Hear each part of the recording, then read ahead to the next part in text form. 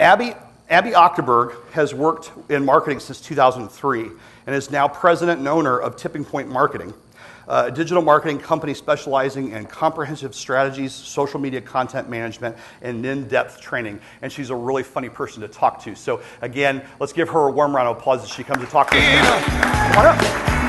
Thanks for being here. But she always knows her place. She's got style, she's got grace. So you ready to go? Great, thanks. So just put a little extra butter on it. That's what Paula Deen would say if something is turning out in a way that she hadn't planned. Is just put a little butter on it. Well, oh, you got it? Did it turn Sorry. off? No. There we go. She recently got herself in some hot water where a little extra butter isn't going to help her in this situation. So I want to point out, who has heard about what Reese Witherspoon did in the last couple of months? Anybody? So a few, not even half of the room. So you might be surprised to know that though they didn't do the same things, they both have committed acts that put both of their careers in jeopardy.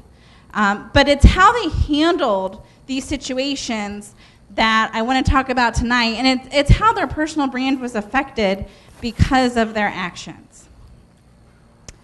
So our personal brand, what is a personal brand? Well, your personal brand is your reputation. It's what supersedes you before people even met you.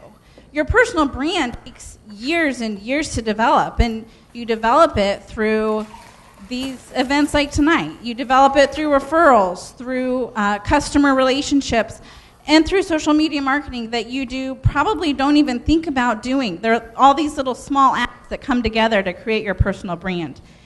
The personal brands of employees together create the brand of a company. So when you think about that, think about all of the people within your company and what that's going to reflect on your company. So how do you manage this personal brand and be successful for yourself?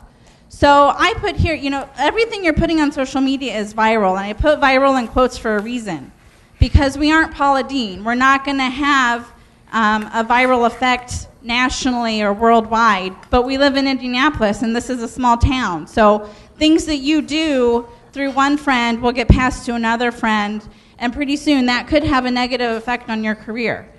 But that being said, I want you to be real. We're real, just like Jared said. So it's okay to be negative. It's okay to have opinions, but be smart about how you do it. Think about those topics that are kind of no-no topics that I think of in face-to-face conversations. Those might be things that we don't want to approach even when we're online. So be polite, and just know that every single comment, every single tweet, every retweet, every post is going to come back to your personal brand and reflect on who you are. So what happens when you get into crisis mode? I had a friend recently that I don't see very often, and he said, Abbi, I follow you on Twitter. Why don't you follow me? And I think I must have had kind of a shocked reaction, and he said, you didn't know I was on Twitter, did you? And I said, no. And it occurred to me, and he actually pointed out, he said, that kind of freaks you out, doesn't it? That I've been following everything you've been saying. And I said, yeah, but it reminded me to be deliberate.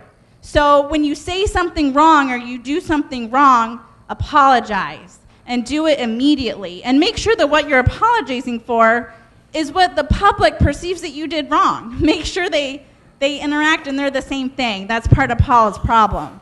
So, and be sincere, and be brief, and move on. And as soon as you move on, the rest of the world will move on too. So, always be aware and deliberate and conscious of your personal brand. Thank you. Talking about that little lady.